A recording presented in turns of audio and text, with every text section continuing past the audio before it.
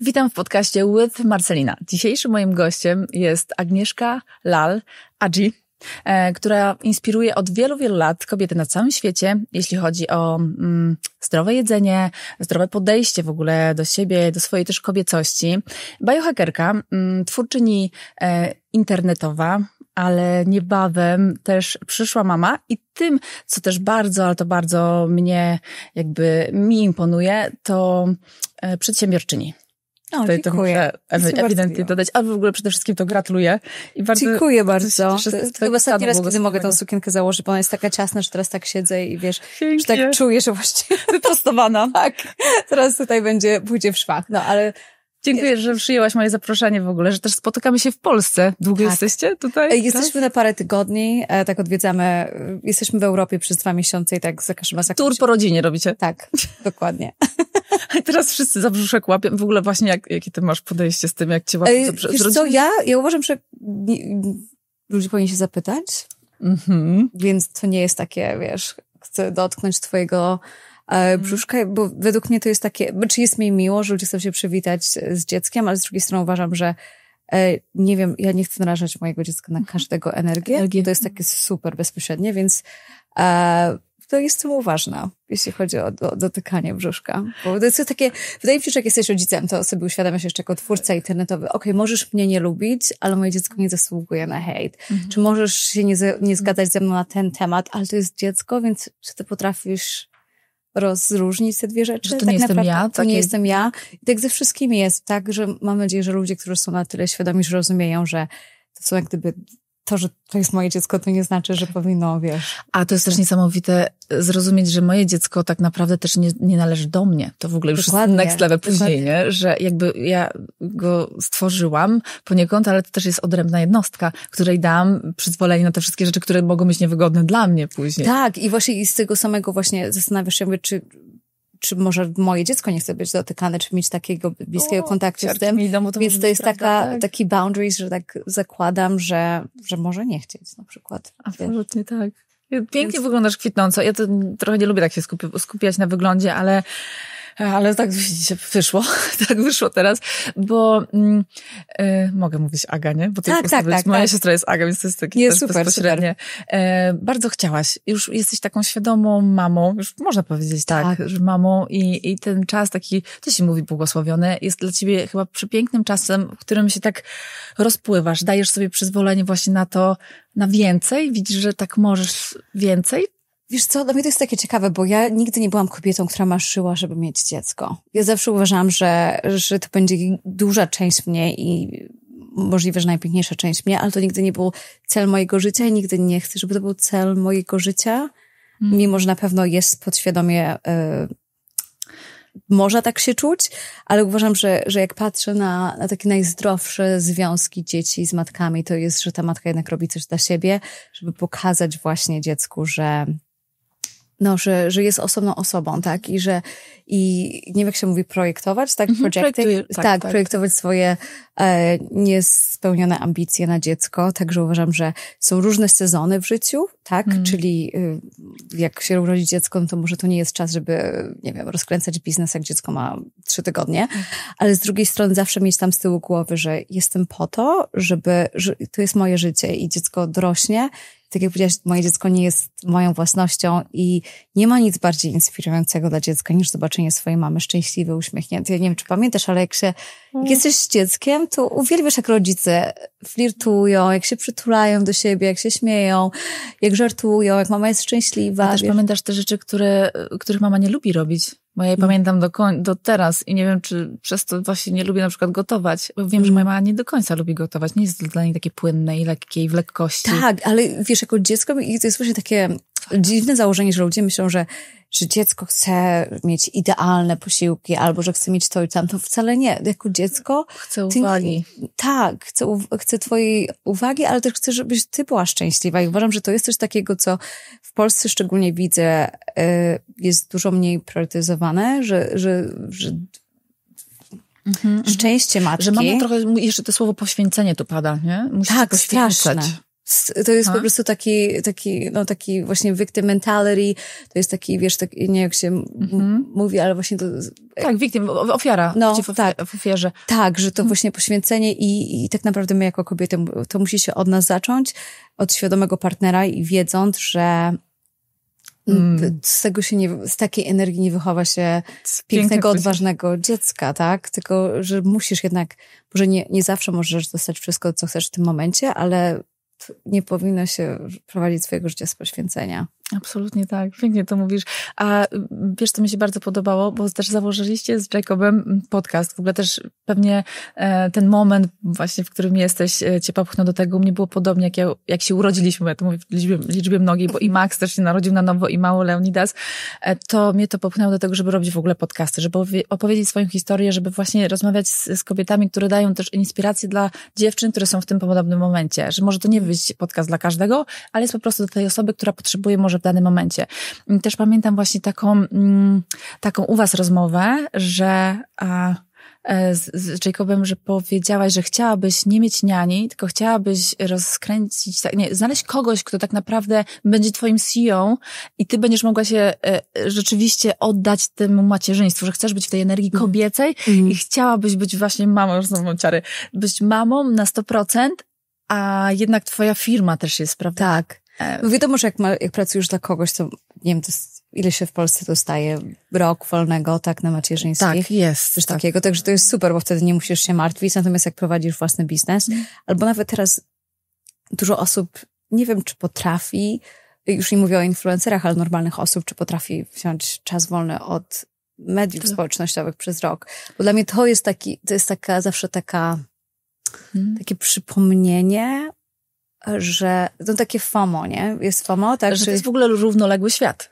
Tak, i możesz mieć najpierw, wiesz, cud, dziecko tutaj, a potem czujesz, że koleżanka jest na imprezie i masz takie poczucie, jednak coś mnie omija, wiesz. Myślisz o tym w ogóle. Tak, i myślisz, kiedyś też tak było, tylko nie miałeś, wiesz, nie widziałeś tego, może słyszałeś, a teraz przez to, że wszystko widzimy naraz, non-stop, i to jeszcze nie tak, tylko z całego świata w tym samym momencie, tak? Także to, co ja robię w LA, co ty robisz, wiesz, w Meksyku, co tutaj się dzieje, to jest takie, że to się dzieje w tym samym czasie i bardzo łatwo zapomnieć o swoim darze, czyli na przykład w macierzyństwie, więc nie wiem, jak mi się uda, ale na pewno będę chciała zlimitować mój czas na mediach społecznościowych, bo mi się wydaje, że to jest taka smycz, która ci może zabrać radość i piękno każdego, nawet najpiękniejszego momentu, bo mamy coś takiego w sobie jako ludzie, że nawet najpiękniejszy moment, ale chcę też to. A może czasami nie chcesz, tylko chcesz być zaproszona, żeby powiedzieć nie, wiesz o co chodzi. Tak, jeszcze to. Także cieszę się, że tu powiedziałaś mi tak, że dzisiaj zamiast siedzieć medytować gdzieś w Warszawie, to pomyślałeś, dobra, przyjadę do Marceli na podcast. No, nie, ale tak. To jest właśnie taki, jak możemy, i wydaje mi się, że to jest to, co my kobiety możemy przynieść do tego świata. To nasza mądrość, to zrozumienie i właśnie takie realizowanie z siebie. Ja słuchałam teraz też, przygotowując się do rozmowy, jakąś rozmowę 5 lat temu i ty już wtedy mówiłaś, że fajnie sobie zrobić przerwę od social mediów, że to w ogóle, że nie idziesz w to ślepo i to widać ewidentnie, że nie idziesz w to, co tam się rzeczywiście, czy lajkuje, czy coś, tylko znalazłaś też swoją niszę od podróży teraz biohacking, coś, co dajesz value, dajesz wartość, bo chyba to też jakby stwarza, że ty masz ochotę do działania, powiększa twoje serce i chce ci się tego robić, nie dla lajków, tylko dlatego, że coś daje w jakiejś wartości, dlatego to ma znaczenie i dlatego masz siłę i chce ci się to robić. I dlatego też ci tak, przepraszam, ciężko oddać całkowicie firmę komuś innemu, bo tam wkładasz siebie i to jesteś ty. Ktoś za ciebie tego nie napisze. Tak, i wydaje mi się, że dopóki nie masz własnej firmy, którą kochasz i jest częścią twojej misji, to tego nie rozumiesz. Wydaje ci się, że firma to jest tylko pieniądze, albo porównujesz tego z sytuacją, kiedy pracujesz dla kogoś innego i myślisz sobie, te kobiety są dziwne, że nie potrafią wziąć wolnego od własnej firmy, ale dla wielu z nas jest to częścią samospełnienia i jest takie coś, ja też chcę się samospełniać, ale to nie jest, powiedzmy, ten sezon, czy ten czas dla mnie, żeby robić 2 rzeczy naraz, chcę się spełniać w roli mamy i dać sobie tą wolność, żeby wiedzieć, kiedy wrócić. A czy to Aga się zaczyna też przy miłości do siebie? Jak się jej też nie ma, to wtedy też jest tak ciężej, nie? No, ale i wiesz, i to to nie ma nic wspólnego z pieniędzmi, bo znam ludzi, którzy, wiesz, zarabiają $10 milionów rocznie i wiesz, z porodówki robią Instagram Live, nie? Bo czują presję, że muszą być na bieżąco i żeby ludzie o nich nie zapomnieli, że to jest takie ważne. Ale też i to jest ze wszystkim i nie ma nic obiektywnego w życiu jako tako, tylko właśnie ta energia i twoje doświadczenie, więc wydaje mi się, że my kobiety niekoniecznie jesteśmy stworzone, żeby pracować dla innych ludzi czy w biurze, bo po prostu przez nasz cykl i to, co właśnie uczę, że jesteśmy, tak, że musimy się dopasować. Jesteśmy bardziej takie flexible niż mężczyźni i uważam, że każda kobieta powinna mieć odłożone własne pieniądze zawsze i mieć coś na boku, co jest tylko jest takie jej, które może się wtedy spełniać i mieć do czego wrócić. Tak, ale ta cienka granica pomiędzy tą Zosią Samosią, może tutaj to nie jest cienka, ale poczekajcie, dojdę do tego pytania. No. Zosią Samosią, a bycie w tej lekkiej kobiecej energii, żeńskiej, męskiej. A ja to tak ci powiem, że byłam tyle lat w męskiej, ale to było oczywiście też przez zęby i strach, takie wiesz, zaciśnięte, więc ja tam niektóre rzeczy musiałam i udowadniałam, zamiast po prostu być w tej lekkości, więc też się dużo zmieniło, jak zrozumiałam, ale jest coś takiego, kurczę, okej, chcę mieć swoje i na ile jestem w stanie być taka surrender, dać siebie w pełni temu związkowi, czy tej relacji, jak wzdycha mnie, bo u nas też jest tak, Max mówi, Marcyś, wyjedźmy, ja tam mam biznes, tam mam życie, ale ja cały czas jeszcze jestem tutaj, nie chcę powiedzieć kotwiczona, bo to jest złe, już to też zważam na to, jak mówię, ale po prostu, że się nadaje, mogę tam i tu żyć i ta moja kariera jest ważna, ale teraz rodzina jest najważniejsza, że czyli zaufanie, że jak trzeba, to on się rodziną zajmie. I to było takie trudne puścić, że ja nie muszę mieć, wiesz, mogę tam mieć swoje pieniądze, ale jest ten taki strach z tyłu głowy. No. To jest też takie ciekawe, że z jednej strony kobiety, jak gdyby ten patriarchat i to, jak czy brak zrozumienia męskiej i żeńskiej energii, bo niektóre kobiety myślą, jak mąż zapłaci, to jest może taki obciach, tak? Prawda? Mamy coś takiego w Polsce, tak. Że tak, że to zapłaci, podniesie mi torbę w ogóle. Tak, że ja totalnie mam to samo, że jeszcze teraz Jacob walczy ze mną. Mówi, jak ci oferuje, to zawsze powiedz tak, tak? Aha, jeszcze masz to. Myślałam, że tak, że się uczę tego. Myślałam, że to jeszcze w ciąży, wiesz, jak zakupy wczoraj niosłam. On mówi, ale ja to wezmę. Poradzę. A później się łapiesz pewnie na tym, nie? Ale potem właśnie i tak naprawdę my tworzymy swoją rzeczywistość tak naprawdę i wiesz, to chyba nie ma lepszego zaproszenia do bycia z kobietą niż ciąża i dziecko, a ile kobiet zostaje, wiesz, czy kontrolują ciążę, czy starają się, żeby, wiesz, tak jak ile przytyłaś, ile zrobiłaś, wiesz, jest ogromna kontrola, potem dziecko i staramy się kontrolować dziecko i siebie w tym wszystkim i potem kontrolować naszego partnera i potem te związki się rozstają, bo cały czas jesteśmy męskiej energii i wydaje mi się, że największym takim challenge'em, szczególnie dla polskich kobiet, to widzę to, żeby nauczyć się odbierać, tak, żeby puszczać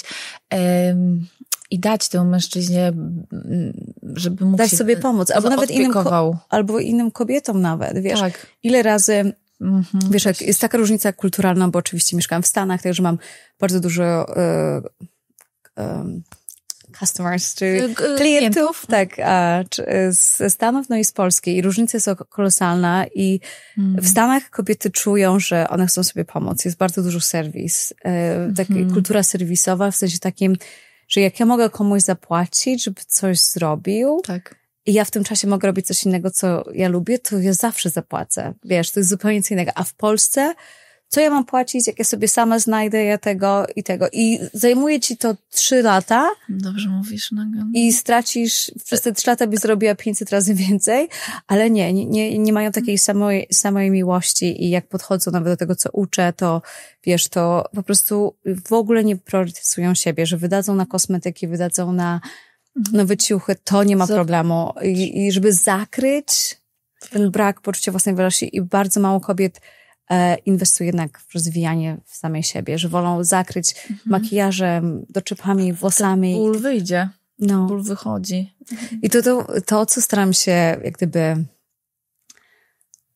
sama zrozumieć wiesz, czy to, co mi najdłużej zajęło, żeby zrozumieć, że to nieważne to, co robisz, tylko ta energia, z której to robisz, zmieni rezultat. Absolutnie, tak. No, więc jeżeli na przykład, wiesz, jak mamy kursy a propos zrzucenia wagi, ja zawsze mówię, nie ma, wiesz, zrzucić wagę jest łatwo, ale z miejsca, z którego zrzucasz wagę jest najważniejsze. Jak to zrzucasz dla kogoś innego, czy żeby ludzie w pracy, wiesz, zrobić na nich uwagę, czy tak dalej, to nigdy nie będzie takiego długotrwałe, to nigdy nie będzie coś takiego, co... Ja rezonuję ze mną to, co mówisz, bo nawet wzruszyłam się, bo to ze mną też rezonuje. Ja miałam tak, że 14 lat, jak trafiłam do agencji modelek i zawsze musiałam być jakaś inna, chudsza, lepsza, mniej w talii, mniejsze cycki, no nic, rzeczy, których nie zmienisz. I duże rzeczy takich musiałam. I ja zawsze miałam problem ze schudnięciem na tamtych etapach nastolatka, później zaraz tam nawet i po Miss, bo to tyle lat temu i ja przez to nieakceptowanie gdzieś tam siebie, to robiłam to przez przymus i przez to, że ja chcę dla innych. I to przyszło do mnie niedawno, że ja zrozumiałam, że im bardziej chcę się odchudzać, tym bardziej nie mogę, bo mam kompulsywne jedzenie, mam problem wtedy właśnie z tym zapanowaniem nad tym, bo to jest stres gdzieś. To jest super, że ty mówisz, bo patrz, zobaczmy, tak? To jest tak. Nie, że mamy przepiękną kobietę, która, wiesz, jak gdyby masz już walidację z różnych rzeczy, które zrobiłaś w życiu, jesteś modelką, i tak dalej. Każdy by pomyślał, że jeżeli dojdziesz tytuł, tak. No i powiedzmy, mamy przepiękną kobietę, tak? Tutaj patrzymy na nią i wydaje ci się, że jak będziesz miała identycznie równą, symetryczną twarz i piękne ciało i wygrasz ten tytuł, to będzie taki moment, że ty się czujesz, wow, to wtedy już skończyło się poszukiwanie tego momentu w życiu, kiedy ja mogę siebie zaakceptować i mogę się zrelaksować. I jak widać, to nie jest do końca prawda, tak? Bo to musi wyjść od środka i tak naprawdę mam dużo empatii, bo ty jesteś w jeszcze bardziej stresującym środowisku, bo ludzie się teraz spodziewają, że zawsze będziesz najpiękniejsza, najcudowniejsza i w ogóle, więc tak naprawdę pewnie jeszcze jesteś bardziej nieszczęśliwa niż tak jak ja, bo ja mam dużo mniej presji, żeby być... To nie jest częścią mojej identyfikacji, bo ludzie od siebie się spodziewają, że zawsze będziesz najpiękniejsza, najcudowniejsza, a ty chcesz, wiesz... A ty po prostu chcesz być sobą i chcesz właśnie znaleźć to piękno w sobie i to jest właśnie ta energia, z którym można to zrobić. No i szkoda, że zajmuje nam to 20-30 lat, żeby 30? Się skumać. 30? No. Ja już teraz mam 36, ale już po 32 chyba zaczęłam to kumać. No, że tak, kurczę, szkoda, bo tak naprawdę to o to właśnie chodzi, że jak ludzie... I nawet przy diecie. Mówimy tu o wyglądzie, ale czy... O wszystkim, że to na przykład tak jak podchodzisz do życia, wydaje mi się, że 99% problemów kobiet nie istniałoby, gdyby kobiety siebie naprawdę kochały. Nie mówiłyby nic złego o innych kobietach. Tak. Zarabiałyby mnóstwo pieniędzy, bo by się nie zgadzały na jakąś tragiczną pracę. Tak.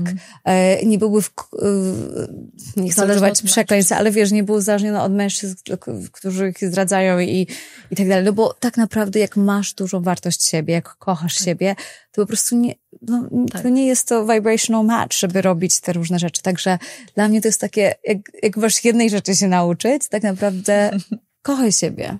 Nie? Agata, też bardzo dawno temu wyjechałaś do Australii w ogóle, żeby nauczyć się języka.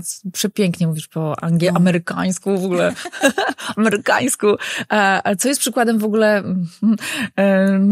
mojego Maxa brata żona, ona jest Amerykanką, ona cię uwielbia, obserwuje, ona do mnie, a ty znasz, nie powiedziała Agnieszka. Musimy jej wysłać zdjęcie. Wyślę mi zdjęcie i ona mówi właśnie taki amerykańskim, przepięknie, mówi, o ale wow. I jesteś ewidentnie moim taki real model, że można nauczyć się bez polskiego akcentu praktycznie w ogóle, chociaż nie ma co się wstydzić akcentu, tylko po prostu mówisz tak przepięknie, ale podjęłaś decyzję, wyjechałaś do Australii, bo chciałaś nauczyć się języka, czyli tak, nauka języka plus nauka miłości do siebie, to są chyba dwie takie pierwsze rzeczy, które... Tak, wiesz, ja miałam bo zaczęłam w Rowerze Błażej, jak miałam 14 lat, tak, czyli to był taki program dla młodzieży, ale miałam takie poczucie, że widziałam, że w wieku 40 lat dojdę do takiego szczytu w Polsce i czułabym sobie, co wtedy?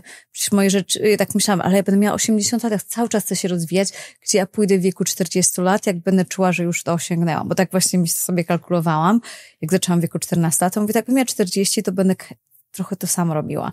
Więc ja mówię, ja chyba wolę być mniejszą rybką w większym akwarium i zobaczyć, jak to jest. Zobaczyć, zawsze mogę wrócić, ale chciałam po prostu to zobaczyć i mówiłam 5 słów po angielsku, pojechałam do Australii, okazało się, że oni nawet nie mówią po angielsku, tylko po australijsku. Kosmicznie ciężko. I to było tragiczne. I wiesz, i każdy się patrzą, mówi, kiedy już prowadziłaś program w Polsce, możesz tu robić, tam robić, a ty jedziesz i wiesz, i jesteś na zmywaku, nie? I się uczysz języka i uczysz się od zera. I to było taka duża lekcja dla ego, ale ja sobie powiedziałam, dobra, mogę zrobić 5 no wiesz, teraz już są takie czasy w internecie, że nie musisz stać na zmywaku.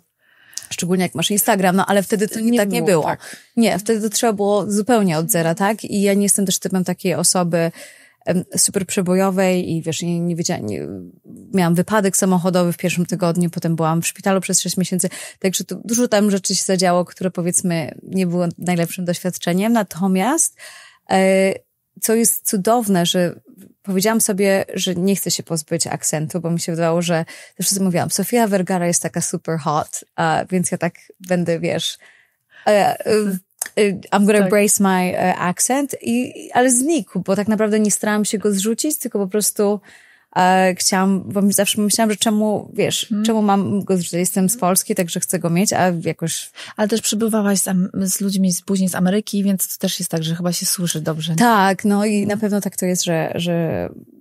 Ale zobacz, porzuciłaś też, zostańmy przy tym American Identity, czyli porzuciłaś siebie, gdzie już coś zaczęłaś, już jakąś karierę rozpoczęłaś, porzuciłaś to i byłaś w stanie, nie, ja chcę inaczej. To jest super odwaga. Dla mnie też jesteś właśnie mega odważna, jeśli chodzi o przedsiębiorczość. Aga, ja to w tobie podziwiam,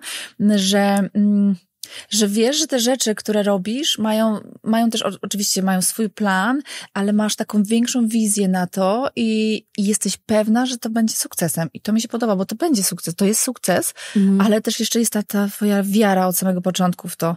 Jak do tego doszłaś w ogóle? Nie jest proste. Bo to jest dobre pytanie, bo rzeczywiście jest taki, wydaje mi się, że my wszyscy się rozwijamy. Ludzie, którzy nie chcą, żeby się rozwijali, zostali w tym samym miejscu, są ci, którzy się boją zmiany. A ci, którzy widzą, że życie jest długie, żyjemy teraz 80, 90 lat i chcemy próbować innych rzeczy, nie chcemy cały czas tego samego. Wiadomo, że mamy jakieś tam predyspozycje naturalne czy talent, więc ja mi się wydaje, że używam tego samego talentu sprzedając buty w Australii, tego samego talentu, co sprzedaję teraz ludziom suplementy. To po prostu się zmieniła platforma, ale to zdecydowanie jest, jak powiedzmy, mój talent, żeby pokazać. Oczywiście wolę sprzedawać suplementy niż buty, bo to ale buty kocham. Natomiast ogólnie mi się wydaje, że jak byłam w świecie podróżniczym, to powiedzmy byłam top 10, nie? Podróżnikach na świecie i my się wszyscy znamy i szanujemy i to było ekstra, więc jak ja zaczęłam chorować i nie czułam już tej resonance, żeby podróżować, żeby już tego nie robić. Każdy mówi, jesteś szalona, jesteś na topie w swojej kategorii. I to jest trudny moment, żeby się od tego odkleić. To trzeba dużo odwagi. I dostajesz nagrody, najlepsza travel blogerka, najlepsze, moja książka wyszła wtedy w Stanach, w Nowym Jorku, w ogóle moja mama przyleciała zobaczyć i to był taki wielki moment, tak, że numer 1 książka podróżnicza i teraz ja w tym momencie mówię, nie, ja teraz jakby ta książka to zamknęła i to był taki szczyt szczytów, ja mówię, nie, ja jednak nie czuję, że jak chcę to już w ogóle robić i każdy myślał, że to jest po prostu samobójstwo, no ale a poszłaś za uczuciem. Poszłam za poczuciem, tą książkę o biohackingu, która teraz jest przetłumaczona, na 17 w ogóle języków. I czy ja zostanę w biohackingu? Nie wiem. Mam bardzo długie życie. Mi się wydaje, że to jest wszystko tak pięknie połączone. I ktoś mi powiedział, że wydaje ci się, że to jest inna kategoria, ale to w sumie nie jest. Bo w podróży, co mówiłam ludziom, możesz żyć pięknie. Tak. W biohackingu, jaki jest mój message? Możesz żyć pięknie. To jest, message się nie zmienił, tylko może medium, w którym to komunikuję, no bo wiadomo, dorastam, mam rodzinę, nie chcę siedzieć na samolocie 300 dni w roku. A ja wiesz co, dzisiaj Aga się zapytała mojej przyjaciółki, mówię, jakbyś miała porozmawiać dzisiaj z Agnieszką, to jakie pytanie byś jej zadała? I ona tak, jedna powiedziała, czy jest szczęśliwa, a druga, a czym jest biohacking? Więc może zacznijmy od tego, że w ogóle twoja mama jest twoją najlepszą wizytówką biohackingu. No. I w ogóle opowiedz może tak w skrócie dziewczynom, które tutaj mamy, które jeszcze może nie wiedzą, które rzeczywiście gdzieś tam tego nie złapały, jak to w ogóle można ubrać w takie proste słowa, czym jest biohacking? Biohacking to jest podejście do swojego ciała na podstawie nauki i informacji, które dostajesz o swoim ciele, albo nazywają to medycyna 3.0, czyli medycyna prewentatywna, czyli nie czekamy, aż dostaniemy coś nas zaboli i pójdziemy i lekarz nam zakryje ten symptom, tylko to jest proaktywne podejście do życia, że rozumiemy, że czuje się dobrze, ale mogę się czuć jeszcze lepiej, że oczywiście możemy schudnąć, ale golem nigdy nie jest schudnięcie, golem jest płodność, długowieczność, energia i zdrowie, tak? Czyli tych rzeczy szukamy i oczywiście waga chudnie tak czy siak, ale generalnie obniżamy inflamację w ciele, żeby stworzyć takie środowisko w swoim ciele, że nie ma szans, żeby się źle czuć. Żeby się źle czuć. Tak. I generalnie sobie uświadamiam, że każdy, jak myślisz, co jest takim najlepszą rzeczą w życiu, to ja się śmieję, że jestem bilionerką w najlepszej walucie, a to waluta energii, tak? No bo tak naprawdę... No nie bolą cię kości, nie boli cię... Tak, ale nie pijesz kawy, jesteś spuchnięta, głowa cię nie boli. Ja sobie myślę, jak ja kiedyś wstawałam, że to po prostu mi zajęło 45 minut, 3 budziki, przypomnienia i w ogóle... I wiesz, i potem na telefonie siedziałam i potem piłam kawę, zanim kawa się, wiesz, tam nie włączyła mózgu. A później już za dużo. Tak, a potem nie mogłam spać w nocy albo nie mogłam zasnąć, więc jak siedziałam, wiesz, przed telewizorem do 11-12. A ból brzucha i wzdęcia. Tak, dokładnie. Ból od środka rozsadzający. I wszystko, tak? Organizm mówi nie, a twój umysł mówi, ale dobra, może jeszcze tak pociągnę trochę, może jeszcze dam radę. Plus jeszcze to,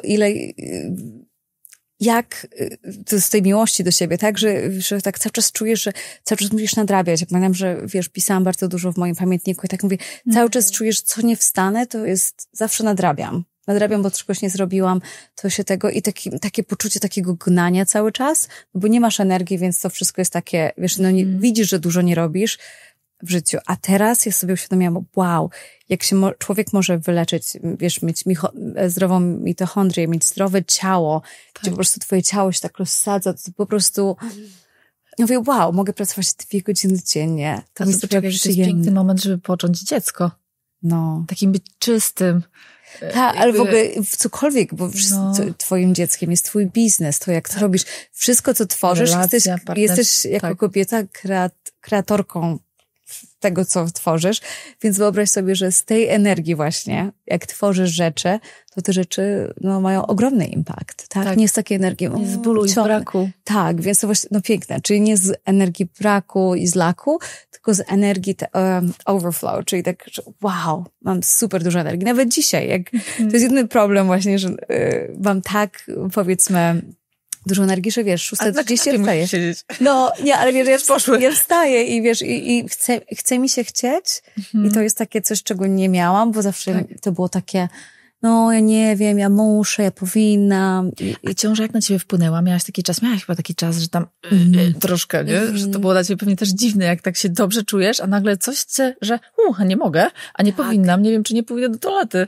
Tak, i to było dla mnie takie bardzo dobre przypomnienie mojego byłego życia. Powiedzmy, jak zaczęłam biohacking, bo 2017-18, powiedzmy, zaczęłam się już czuć super 2020, czyli 5 lat i teraz jak to pierwszy trymestr przyszedł i przyszło,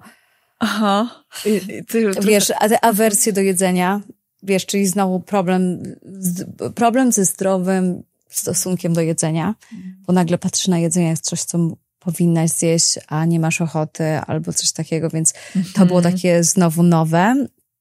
No i totalny brak energii, wiesz, jednak ci się chce spać dużo więcej niż tego i tak, o Jezu, więc zapomniałam. Na przykład lody czy coś? Wiesz co, pierwsze 3 semestry w ogóle miałam tyle awersji, nawet schudłam, bo nic mi nie smakowało. Tylko jadłam fetę. To była moja obsesja. Kocham takie w ogóle dziwne produkty, które sobie wymyślamy nagle. No, więc strasznie mi się chciało fety. Ja na przykład owsiankę miałam, fazę na owsiankę. Tak? Mleko, którego chyba takiego normalnego mleka długo nie piłam. Chyba kości, po prostu tak, nie. Wapni, Tak. I mówią albo to, albo iodine, nie wiem jak się mówi, jod? Ja, no właśnie. Ale to jest takie piękne, że to ci pokazuje, co ci tak naprawdę potrzeba, tak? Bo możesz sobie powiedzieć, ja nie potrzebuję mleka, czy nie potrzebuję sera, ale to jednak ta inteligencja ciała, czy tego dziecka, że potrzebujemy tego i to będzie twój craving. Tak, to jest piękne to obserwować. A teraz już przyszliście ten pierwszy trymestr i jesteś już w drugim, nie? I tak jest teraz jest super. Super. No. Czy ja nigdy nie doszłam do tego momentu przed ciążą. Także na przykład, nie wiem, dzisiaj poszłam na 7-kilometrowy spacer rano i tak już mówię, już czuję, że się zmęczyłam, tak? Już tak mówię, już muszę usiąść. I to jest takie, może, że cała ciąża jest takim nie jak się mówi humbling. Pokory. Lekcją pokory. Też bym to tak nazwała. Ja nagle okazało się, że czegoś nie mogę. Albo muszę odwołać jakieś rzeczy, które sobie zaplanowałam. Oczywiście tam ciasno wszystkiego było. Mówię, nie. Ale to było takie piękne to odwoływanie później. Jednak stanąć w prawdzie, słuchajcie, nie dam rady. Nie pójdę z wami tu, albo po prostu ja zostanę w domu. Byłam w domu, gdzie jestem z taką zawsze energią, że ja wszędzie chcę być i wszystkich gdzieś jeszcze uszczęśliwić najlepiej. To nie. To do siebie. Pierwszy raz nie oddawałam, tylko miałam tę energię. Tak, i to jest dla mnie było chyba najpiękniejsza lekcja. Ja mam ciarki, jak to powiedziałaś, bo dla mnie to jest taka najpiękniejsza lekcja, że zawsze miałam jednak FOMO, bo zawsze chciałam więcej rzeczy robić, a teraz miałam tak, że ja mówię, ale chcę po prostu odpocząć. I w ogóle, wiesz, moja idea relaksu to pójść na spacer, pograć w sport, pójść skydiving, wiesz, cały czas coś robić. Nie się w telefon? Nie, tylko wiesz, taki aktywny, a teraz relaks to dla mnie jest chcę do wanny na 2 godziny. Tak, wiem o czym mówisz, bo ja miałam nawet sobie zarzucałam, ja na motocyklu jeżdżę wiele lat i ja mówię, nie odpaliłam motocykla. I w sumie, wiadomo, teraz już jestem w ciąży, nie, a teraz dalej jestem już po ciąży, już mogłabym odpalić, nie odpaliłam. Miałam takie, czy trochę starej Zawadzkiej umarło?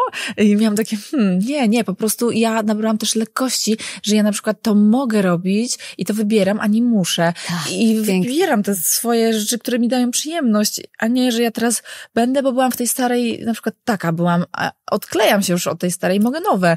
I to dokładnie. Też okej, nic się nie dzieje, dalej cię wszyscy lubią i akceptują, ty siebie polub i zaakceptuj, to dealuję z tym cały czas jeszcze, nie? W swojej Ale no i to jest taki piękny proces, bo tak naprawdę ci, tak jak a propos tej identity, co mówiliśmy wcześniej, czy cały czas zmieniać, że stajesz się inną osobą i inne rzeczy są dla ciebie ważniejsze i to jest też fajne, tylko tak naprawdę najważniejsze w tym całym procesie jest, żebyś kochała siebie w tym wszystkim i każdą wersję siebie. Dla mnie to było trudne, jak nie miałam energii i czujesz się tragicznie i wiesz...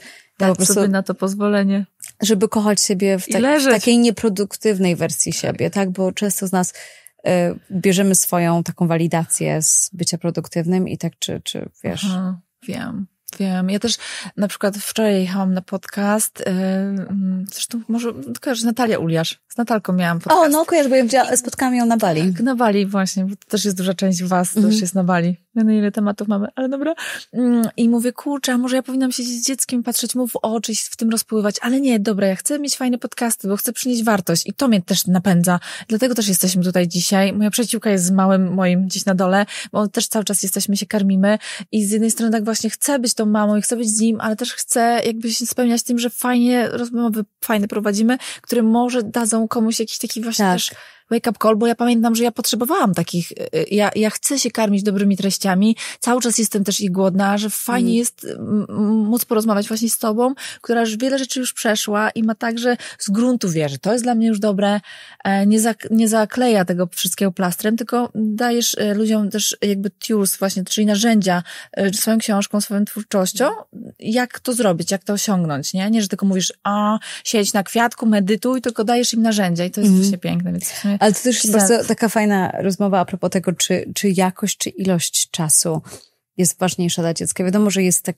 taki baseline, taka minimum, że no wiadomo, że matka z dzieckiem powinna spędzić czas, ale powiedziałabym, że takie 20% jest taki czas, kiedy ty weźmiesz go dla siebie, żebyś wróciła do dziecka z taką odnowioną energią, bo jednak się naładujesz ode mnie, od tego, że robisz to, co kochasz i wrócisz gadam z ludźmi wrócisz do Losia i będziesz taką, wiesz, przyniesiesz mu taką fajną energię i wiesz, i on mówi, o Jezu, jak fajnie. Albo możesz nic nie robić i potem będziesz miał takie poczucie, że on nie będzie, wiesz, to nie będzie ta sama jakość atencji, tak? Więc tak jak w związku, jak jesteście non-stop i wszystko robicie razem. A to było słodkie, bo Jacob tu przywiózł Agę. To było fajne. Bo myślałam, że będę się strasznie spóźnić. A ja już wiedziałam, że się stresuję, więc napisałam ci, że ja też pomyślałam, że jesteś takim typem jak ja, że jak już się mówi, to jest sztywniutko, zawsze jestem na czas i w ogóle. Więc mówię, żeby 15 minut się spóźnić, to jest duży ale właśnie w ciąży wszystko mi zajmuje trochę dłużej. To jest takie śmieszne. A zobaczysz później, jak będzie mały przywyjść. Nie, musisz planować dużo więcej tego czasu. No, ja już takie widzę, że ja mówię, kurczę, wszystko mi dokładnie tak jak normalnie pół godziny, żeby wyjść z domu, to wiesz, to tutaj nie było szans. To będzie też dużą lekcją takiego odpuszczania, kolejnego odpuszczania, w ogóle planowania inaczej, czasu. Nie, wiele rzeczy się zmienia, to też będzie taka piękna zmiana. Super, ale to już wiesz, to jest taką małą praktykę, że już zajmuje ci więcej, żeby się przygotować, więc wiesz. I nie chcę ci tak jak w filmach, nie chcę ci zaspoilerować filmu, bo trochę jesteś jak w takiej cudownej bajce, można tak przyznać, ale Aga, to jest fajne u ciebie, że ty sobie zakładasz, masz jakiś plan, że nie strzelasz ślepo, przepraszam, że tak powiem. To widać w ciebie, że ty masz plan od tego Instagrama, bo załóżmy, że to jest praca, to jest twój audience, też odbiorcy, ale po twoje życie, że wiedziałeś, że zasługujesz na dobry związek i masz dobry związek. Masz tą miłość do siebie, więc masz dobry związek, z którego jest owocem wasze dziecko.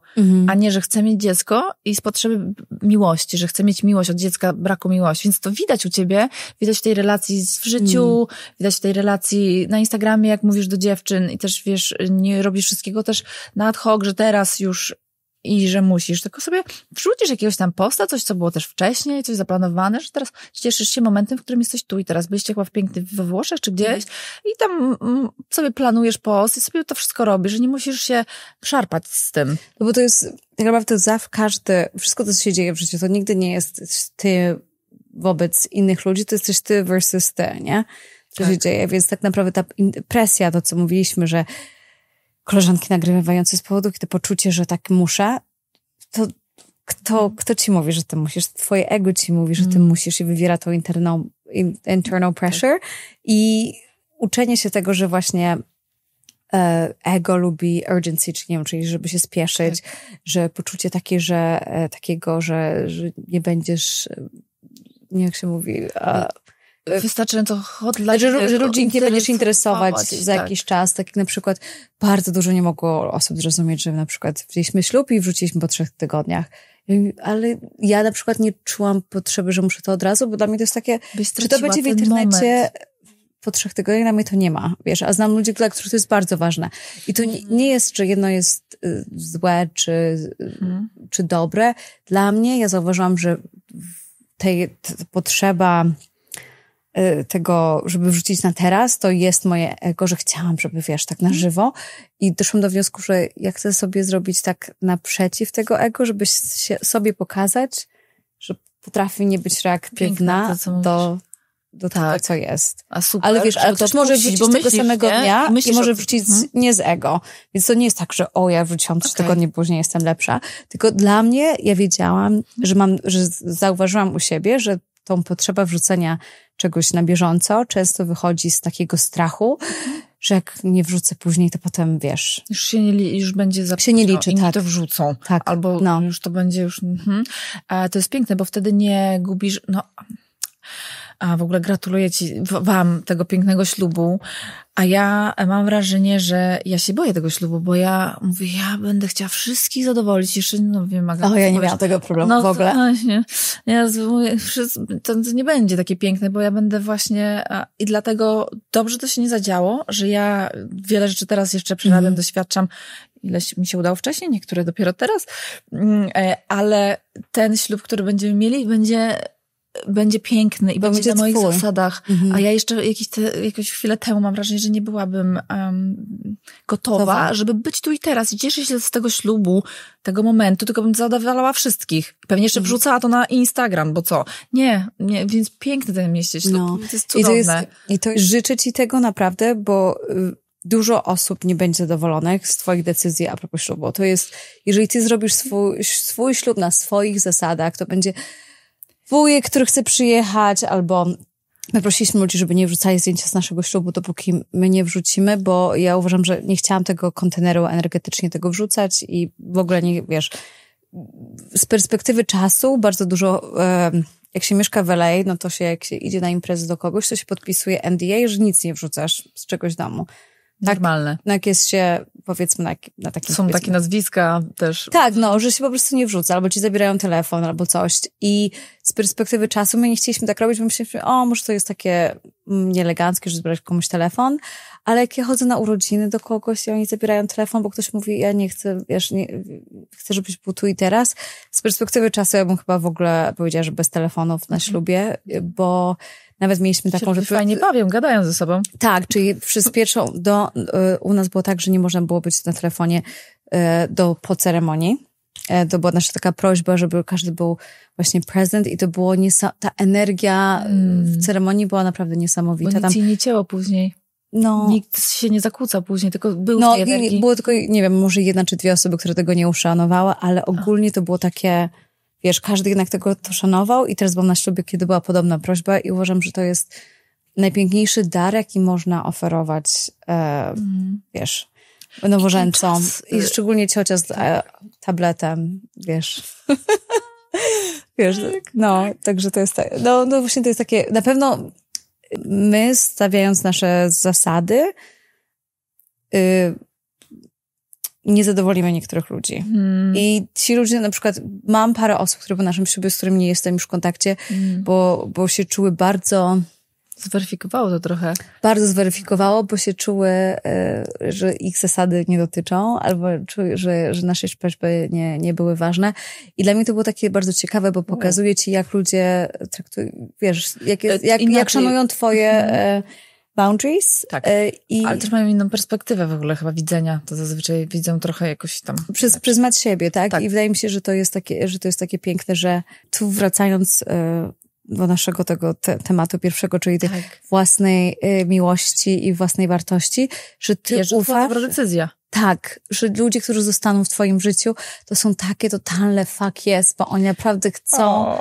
Ja sobie nie uważam, bo mam teraz na siebie koleżanki, to jest jej ślub, cokolwiek ona chce, ja chcę, bo ja chcę ją widzieć szczęśliwą, to jest taki jej dzień, wiesz...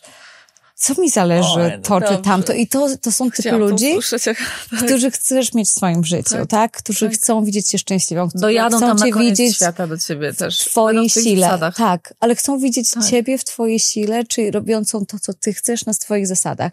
A jeżeli ktoś tego nie ma i nie może ci tego zaoferować, czy chcesz mieć tych ludzi w swoim życiu? Nie. Odpuścić. No, więc dla mnie to jest taki piękny to jeszcze, że ty nie powiedziałaś, jak będziesz rodzić. I to mi się też podoba, że w ogóle jesteś w świecie internetu i powiedziałaś, okej, ale ja nie chcę się tym dzielić, bo ja sobie szanuję swój święty też spokój i nie muszą mi tego opisywać, nie muszą tego komentować. Ja nie powiem. To było to jest super. Bo mi się to też mnie bardzo tak triggeruje, że wiesz, że mamy opinię na temat tego, co się dzieje w naszych vaginas, naszych pussies od początku. Tak. Nie? Tak, chodzimy do urofizjo, dziewczyny, chodźmy. Nie, ale wiesz, co chodzi, że nawet czy antykoncepcja, czy nie, czy cała konwersacja o aborcji. Zawsze każdy ma opinię to, co kobieta powinna zrobić ze swoim ciałem, jak powinna rodzić, jak powinna była urodzić. To, co jak widzę koleżanki, które przeszły przez cesarkę i jaki hejt dostają, czy naprawdę urodziły, no bo poszły na łatwiznę. Dla mnie to jest takie... czy ratowanie życia twojego dziecka jest łatwizną, to jest dziwne. I nie chcę powiedzieć, że tym kobietom, które to piszą, żeby przeszły przez cesarkę. Cześć mi jak tak chcę, bo uważam, że to nie ma... to chcę powiedzieć. Poród i ciąża jest najpiękniejszym rite of passage, nie wiem jak się mówi rite of passage, ale takim rytuałem od dziewczynki do kobiety, czy do matki, tak? To jak przejdziesz poród i ciążę, będzie... odbiciem na dziecku. Też. Tak, ale też będzie odbiciem na siebie. Masz 2 opcje. Albo ten poród i ciąża it's gonna empower you. Widzisz, jak się ekscytuję, to już zaczynam, pogubi mi się polski. Ale i tak pięknie sobie radzisz. No, ale więc it's either gonna empower you or it's gonna disempower you. Tak. Czyli są kobiety, które na przykład przeszły przez poród, urodziły w domu, czy wiesz, na dywanie i czuły, że ten poród ich jednak skrzywdził w pewnym sensie, bo czuły się skrzywdzone, czy takie nie w swojej sile, a są kobiety, które przyszły przez cesarkę i czują się, że to zmieniło ich życie. I to nie jest neutralne, tak? Czy to nie jest tak, że gwarancja, że jak przejdziesz przez naturalny poród w domu, to będziesz super empowered, akt taki. Nie, bo to zależy tutaj. Tak. To zależy tutaj. I możesz wyjść z cesarki i mieć absolutnie most empowering experience. I to jest gold twojego porodu, bo poród to jest to, jak my kobiety odbieramy siłę od patriarchycznego systemu i wstępujemy w swoją siłę. Pięknie. I to jest to. Słyszałam, więc... że to jest historia kobiety. Tak. Historia tego, jak... I to ty musisz odebrać tą swoją siłę. Nie może, żeby ten poród trafił się, it's not happening to you, że co się tam dzieje i ty jesteś taka bezbronna i jesteś takiej energii dziewczynki. Ratujcie mnie od tego. Że jestem lwicą. Ja nie wiedziałam, ja w życiu nie byłam taka pewna siebie, jak w trakcie porodu. No właśnie. I to jest dla mnie, nie dajmy sobie odebrać jeden z niewielu momentów, kiedy możemy wstać w swojej sile. A to, czy to przez różne medyczne powody, czy to będzie cesarka, czy nie cesarka, czy uda ci się urodzić w domu, to jak gdyby jest dużo mniej ważne. Ważniejsze jest, co tutaj się dzieje, tak? Bo jakby kobiety się czuły tak niesamowicie empowered, to by nie szły i nie rozdzierały drugiej matki, bo wybrała coś innego. Piękne. I taka jest prawda. A ja właśnie zaczęłam ten podcast po porodzie, bo on mnie naprawdę stworzył na nowo. Ja nie miałam takiej siły nigdy w życiu. I te moje właśnie dziewczyny, które były ze mną przy porodzie, powiedziały mi takie piękne, w ogóle Max też mi powiedział, że on się we mnie zakochiwał w każdej minucie tego naszego porodu, że on w ogóle, ja kiedyś nie chciałam mężczyzny w porodzie, co by było w ogóle, to długi temat, nie mamy tego czasu, ale to narodziło mnie na nowo i stąd w ogóle też to, że ja mam siłę i poczucie, że okej, ja jestem ważna, jestem dobra, jestem silna, jestem w ogóle, wiesz, wszystko mi się zaczęło lepiej układać, bo ja się zrobiłam confident, bardziej właśnie pewna siebie po tym porodzie. Dokładnie. I także, żebyśmy walczyły o to jako kobiety, żebyśmy rodziły na własnych zasadach i żebyśmy wyszły z tego całego doświadczenia właśnie tak. Tak. Ja takiego tego sobie życzę. Dlatego dla mnie to było, dla mnie to, jak ja zdecyduję, jak będę rodziła, czy to, ja nie chcę czyjejś opinii na ten temat, bo to dla mnie jest drugorzędne. Dla mnie energia, w której ja się przygotowuję do porodu, ludźmi, z którymi się przygotowuję, to jest pierwszorzędne, bo to jest moja ayahuasca, to jest mój proces, kiedy ja staję się najlepszą wersją siebie i ja nie będę tracić czasu, przekonywać kogoś o mojej decyzji. Ja nie mam na to czasu, ja muszę tutaj, wiesz, mam tyle roboty nad samą sobą do wykonania. Tak, słyszeć tych głosów. Nie. Co słyszeć? W ogóle mnie interesuje. Dobrymi historiami. Tak, i myślę, że na pewno z czasem, jak to przetworzę sobie i przeżyję to jestem gotowa może z perspektywy czasu podzielić się tym, ale jak to się dzieje, to ja mam, I need to focus, ja muszę się skupić na tym i na moim dziecku, a nie na pani Jadzi i co ona myśli o moim porodzie. Pięknie. Brawo! Po prostu tak trzeba do tego podchodzić. I w tym wszystkim wspieracie jeszcze Jacob, więc jesteście w ogóle... To jest Idealnie. Więc ja nie pytam o te rzeczy, co chciałam, bo wiem, że nie mam już tego czasu.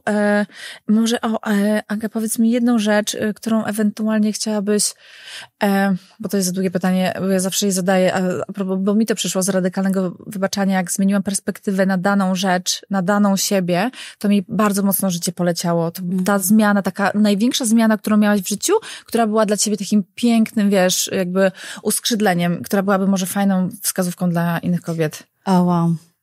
Wiesz co, uważam, że książka Radykalne Wybaczanie jest po prostu, to dam ją w prezencie tylu osób i uważam, że jest zdecydowanie, zmienia twoje życie na pewno. Jaki one message. Wydaje mi się, że ten core message w tym Radykalnym Wybaczaniu jest, że nie jesteś ofiarą, tak? Że ty wybierasz swoje życie i tak łatwo jest sobie, ludzie mówią, łatwo tobie powiedzieć, bo masz to, masz tamto i muszę im pokazać, ale nie miałam kiedyś i to zrobiłam, ale oni są tak married do wiesz, do strzału, że uwielbiają być w energii ofiary. Uważam, że jedyne coś, co mi pomaga w życiu mieć, nie chodzi o pieniądze, nie chodzi o karierę, tylko po prostu szczęśliwsze rzeczy, kiedy ja czuję, że jestem w swojej sile, jak po prostu biorę odpowiedzialność za siebie i za wszystko, co mi się przydarza, czyli tak nie szukać, że co jest czegoś wina, tylko żeby wziąć taką właśnie pewną odpowiedzialność. Pięknie. Dziękuję ci bardzo. Dziękuję. I życzę ci cudownego porodu. Dziękujemy bardzo. Rytuału, co marzycie. Dziękuję. A dziewczyny, i nie tylko, jeśli podobała wam się rozmowa, jeśli coś z tego wyciągnęłyście, to jak to się mówi, subskrybujcie, lajkujcie. Ja nigdy nie wiem. Subskrybujcie. To taka skromna, właśnie już powinnam powiedzieć, hej dziewczyny, jeśli lubicie te rozmowy, to dajcie lajka.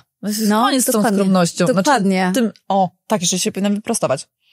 Dziękuję Ci. Mam nadzieję, że kiedyś się zobaczymy. Gdzieś Koniecznie. Na świecie. Dziękuję. Ciarki mam. No.